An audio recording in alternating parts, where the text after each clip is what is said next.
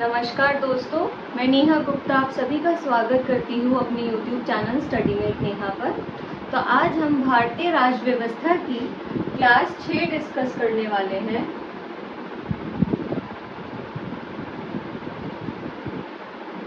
तो दोस्तों, आज की क्लास में हम कौन से दो अधिनियम पढ़ने वाले हैं। सबसे पहले हम आज पढ़ेंगे भारतीय परिषद अधिनियम 1909 और उसके बाद हम पढ़ेंगे भारतीय परिषद अधिनियम 1919।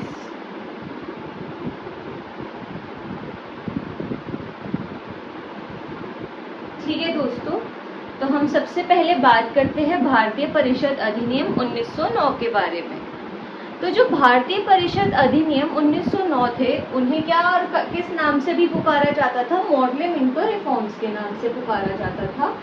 जो मॉडले थे वो उस समय पर भारत के सचिव थे, मतलब सेक्रेटरी थे, और जो मिंटो थे वो उस समय भारत के वाइसरॉय थे। पहला पॉइंट हमने ये डिस्कस करा। उसके बाद हम देखते हैं कि भारतीयों को विधि निर्माण, पॉलिसी मेकिंग और प्रशासन मतलब एडमिनिस्ट्रेशन में प्रतिनिधित्व भी दिया गया। प्रतिनिधित्व का मतलब क्या होता है? रिप्रेजेंटेशन, मतलब उनको भी उसमें इंक्लूड करा गया, उनको भी उसमें सम्मिलित करा जाने लगा। उसके बाद हम तीसरा पॉइंट ये देखते हैं कि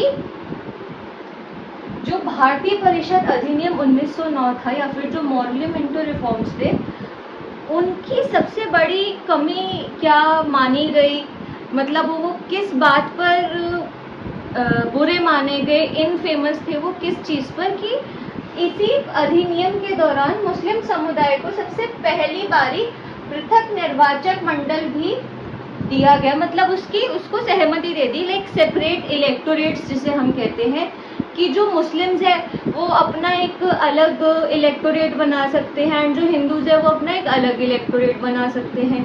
तो जो भारत में कहीं ना कहीं हिंदू मुस्लिमों के बीच में दरार पड़ी, उसका एक कारण मॉडले मिंटो रिफॉर्म्स का ये पॉइंट भी माना जाता है कि इसी में सबसे पहली बारी मुस्लिम समुदाय को पृथक निर्वाचक मंडल की सहमति दे दी गई।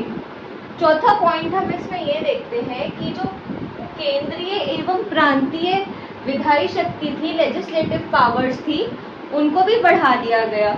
कल के एक हमने अधिनियम में देखा था कि जो परिषद थी उनको सालाना जो बजट निकलता था उस पर कुछ रूल्स एंड रेगुलेशंस के हिसाब से, कुछ रिस्ट्रिक्शंस के हिसाब से डिस्कशन करने की सहमति थी।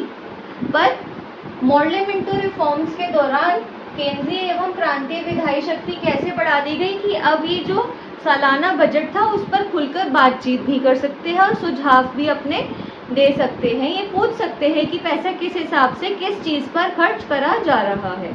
ये अपने हिसाब से किसी भी चीज़ पर सवाल भी पूछ सकते हैं बजट से ही रिलेटेड।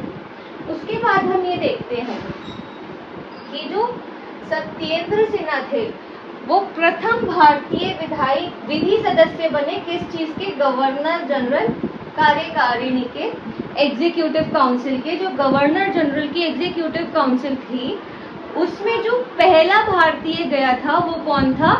सत्येंद्र सिन्हा। दोस्तों आइए हम फिर से इन 5 पॉइंट्स को फिर से देख लेते हैं। तो भारतीय परिषद अधिनियम 1909 को और क्या कहा जाता है? Morley Minto reforms, Morley Minto सुधार। जो मॉडले थे वो उस टाइम पर, वो उस समय पर भारत के सचिव थे, सेक्रेटरी थे, और जो मिंटो थे वो उस समय पर भारत के वाइसरॉय थे।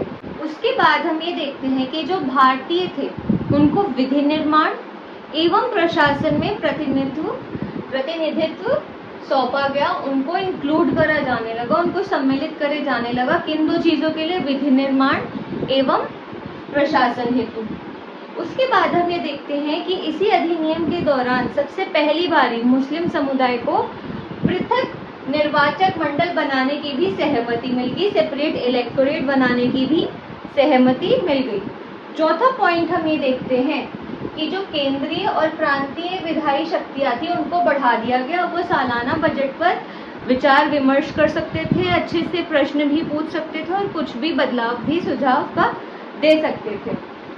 उसके बाद आखिरी में हम पांचवा महत्वपूर्ण पॉइंट ये देखते हैं कि जो गवर्नर जनरल कार्यकारिणी थी, गवर्नर जनरल की जो एग्जीक्यूटिव बॉडी थी, उसमें सबसे पहला भारतीय कौन बना जाने वाला? सत्येंद्र सिन्हा। सत्येंद्र सिन्हा प्रथम भारतीय विधि सदस्य थे गवर्नर जनरल कार्यकारिणी के। तो दोस्तों ये तो हो गया हमारा भारतीय परिषद अधिनियम 1909। उसके बाद हम अपना दूसरा अधिनियम आज का देखते हैं, जो कि है भारतीय परिषद अधिनियम 1919। जैसे जो भारतीय परिषद अधिनियम 1909 था, उसको और भी क्या कहा गया? Morley Minto reforms.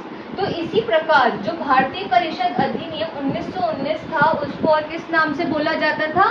Montagu Chelmsford सुधार।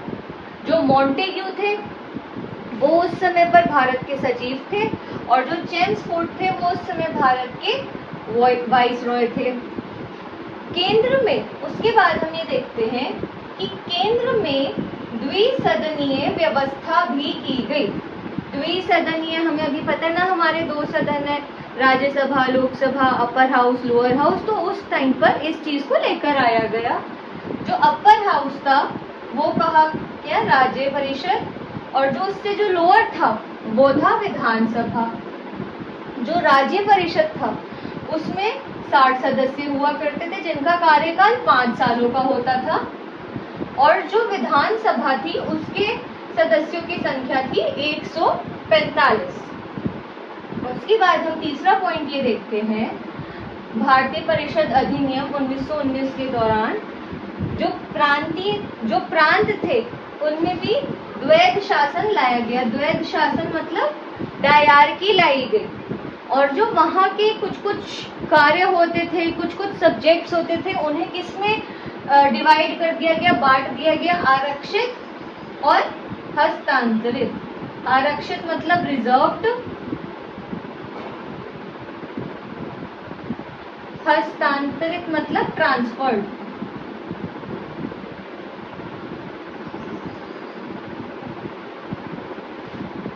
हम देखते हैं कि 1919 के सुधार के दौरान ही सबसे पहली बारी लोक सेवा आयोग का भी भारत में गठन करा गया। और पांचवा महत्वपूर्ण पॉइंट हम ये देखते हैं कि इसी सुधार के दौरान भाषीय आधार पर राज्यों के पुनर्गठन की भी सिफारिश करी गई। कौन से रिपोर्ट के हिसाब से? मोडफोर्ड रिपोर्ट 1918 के हिसाब से। एक बारी और इन सब 5 पॉइंट्स को पढ़ लेते हैं, जिससे कि हमें अच्छे से याद हो जाए। तो जो भारतीय परिषद अधिनियम 1919 था, उसे और किस नाम से बोला जाता था? मॉन्टेग्यू चेम्सफोर्ड सुधार। जो मॉन्टेग्यू था वो उस टाइम पर भारत का सचिव था, और जो चेम्सफोर्ड था वो उस समय भारत का वाइसरॉय था।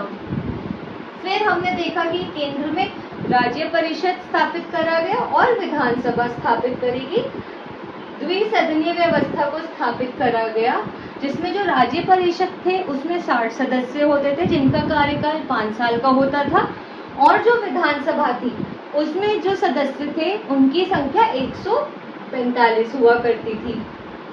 उसके बाद हम देखते हैं कि जो प्रांत थे, जो कि प्रोविंसेस थे उस टाइम पर, वहाँ पर द्वैध शासन लेकर आया गया, डायरकी लेकर आई गई, जिसमें जो सब्जेक्ट्स थे, कार्य थे, महत्वपूर्ण चीजें थी, उनको किसमें बांटा गया? आरक्षित एवं हस्तांतरित में। आरक्षित क्या होते थे? रिजर्व्ड सब्जेक्ट्स, और हस्तांतरित होते थे ट्रांसफर्ड सब्जेक्ट्स। और 1919 के सुधार के दौरान ही हम देखते हैं कि भारत में सबसे पहली बारी लोक सेवा आयोग का भी गठन करा गया।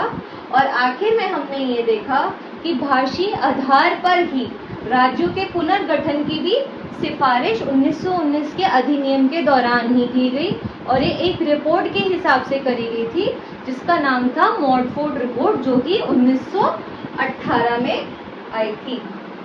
तो दोस्तों, मैं आशा करती हूँ कि आप सभी को ये सब कुछ समझ आ रहा हो, एंड मुझे ये पता चला है, एंड वैसे भी मैं जानती हूँ इस बात को कि कभी कभी जो बोर्ड पर लिखा होता है वो मेरे इधर उधर घूमने की वजह से छुप जाता है, और इसी वजह से मैं आपको अपने टेलीग्राम चैनल का लिंक भी प्रोवाइड करती हूँ, क्योंकि मैं अपने टेलीग्राम चैनल पर रोज़ अपडेट देती हूँ कि हाँ मेरी ये वाली वीडियो आ गई है। और उसी के साथ साथ जो भी मैंने उस क्लास में ये पूरे बोर्ड पर लिखा होता है, मैं उसकी भी एक फ़ोटो खींचकर आपको देती हूँ, जिससे आप अपने नोट्स अच्छे से बना पाए। तो जो वीडियो है उसमें जो मैं बोल रही हूँ उससे आप चीज़ों को अच्छे से समझ सकते हैं। और अगर कहीं पर आपका कोई पॉइंट छूट जाए जो आप ना लिख पाए मेरे आगे बढ़ने की वजह से, वो आप टेलीग्राम चैनल पर जो मैं फ़ोटो दे रही हूँ उसके ज़रिए देख सकते हैं। बाकी अगर आपको मेरा पढ़ाया हुआ समझ आ रहा हो और अच्छा लग रहा हो तो आप प्लीज़ वीडियोस को देखें, उन्हें लाइक और शेयर ज़रूर करें और अपने दोस्तों के साथ भी शेयर करें, उन्हें भी इस चैनल से जोड़िए और चैनल को प्लीज़ सब्सक्राइब करें। Thank you so much.